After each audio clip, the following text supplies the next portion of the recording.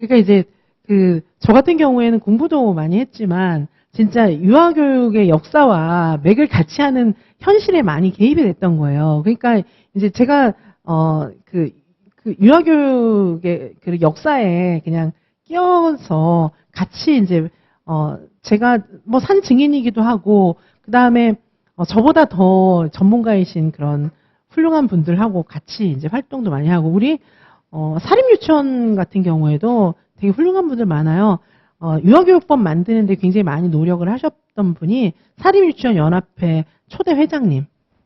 네, 그런 분들은 이제 과거에는 정권하고도 관련돼 있고 뭐 그랬었죠. 그리고 사립유치원 연합회도 좋은 일 되게 많이 해요. 애들 데려다가 장학금도 많이 주고 그 사립유치원 연합회 빌딩이 강남에 큰 빌딩이 있어요. 네, 그래서 유아교육법 만들 때 많은 노력을 했고 그리고 이제 실제로 우리 유아교육계보다는 교육학계에서 더 많은 노력을 했어요.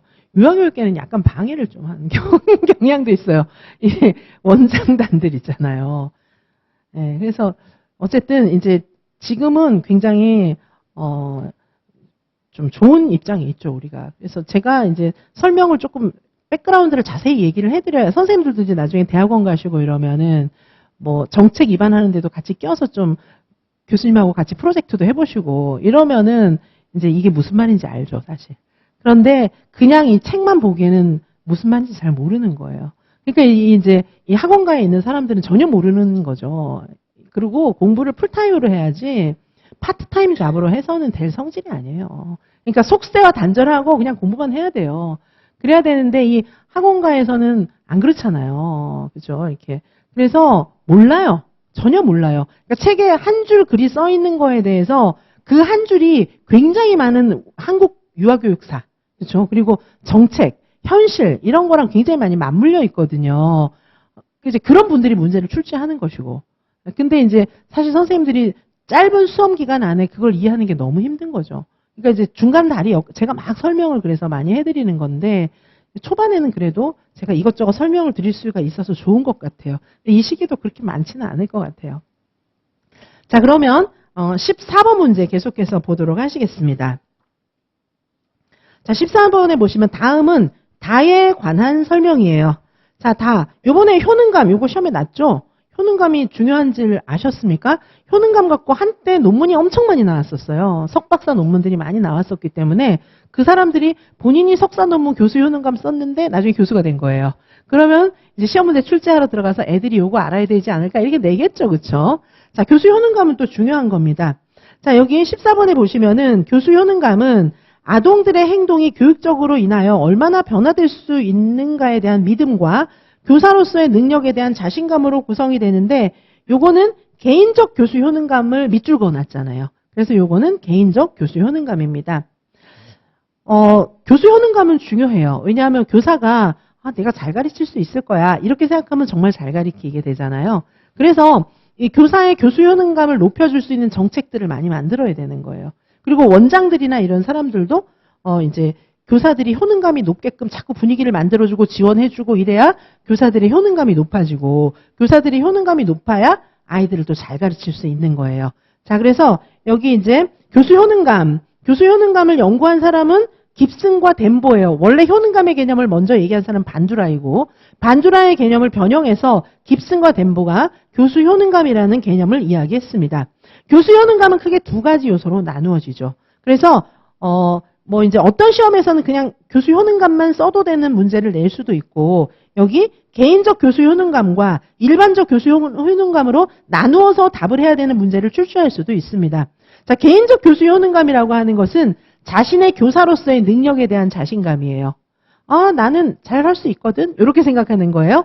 그리고 일반적 교수 효능감은 내가 얘를 가르치면 얘는 잘할 거야. 내가 얘를 과학을 가르치면 과학도 잘하고 수학을 가르치면 얘는 수학을 잘할 거야. 이렇게 생각하는 게 일반적 교수 효능감입니다.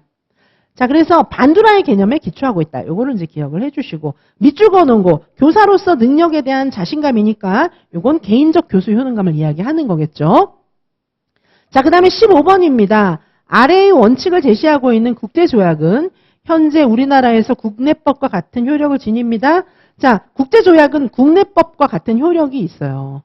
그래서 안 지키면 안 되는 거예요. 무슨 슬로건만 제시하고 그냥 말만 해놓고 이런 게 안 되는 거예요. 반드시 지켜야 합니다.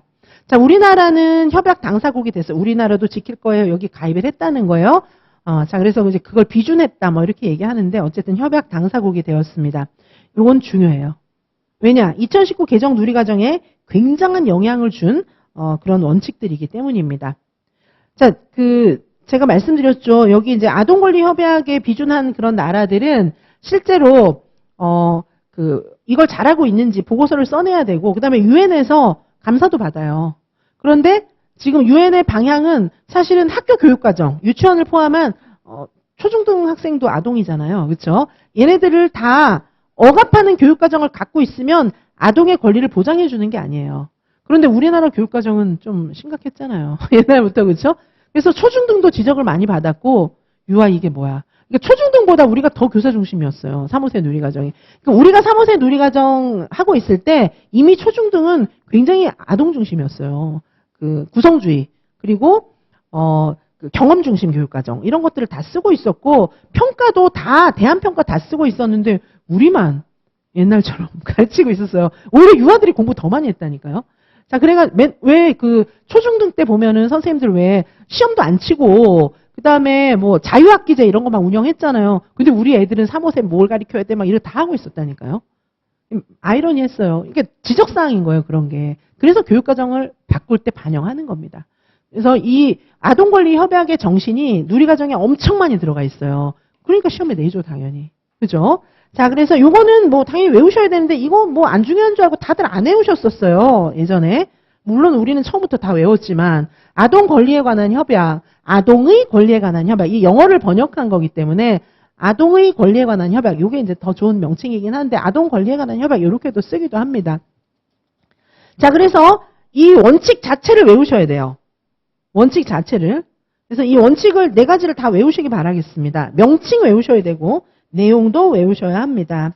그래서 이거는 뭐 차별금지, 의사존중 요거를 이제 답을 쓰라는 거예요. 자, 그래서 차별금지는 차별하면 안 된다 이렇게 쓰면 안 되겠죠. 좀 더 부연 설명이 되어야 하겠죠. 그래서 인종, 성별 뭐 이런 거에 관계없이 아이들이 권리를 보장받아야 한다. 뭐 이런 내용이 들어가면 답이 되겠고 아동 최선의 이익의 원칙도 있습니다. 이거는 모든 거를 할 때 모든 아동의 최선의 이익이 고려되어야 한다는 거예요. 쓸데없이 막 침해하면 안 된다는 거예요. 그죠? 이 판례로 어떤 게 있었냐 하면은 예전에 폭력 아동, 이렇게 학교 폭력하는 애들 있잖아요. 걔네들은 좀 대가를 치르게 좀 해야 되잖아요, 사실. 그렇지만 필요 이상으로 대가를 더 많이 치르게 할 필요는 없다는 거예요. 자, 그래서 이제 가해자가 된 애를 강제 전학을 시켰어요.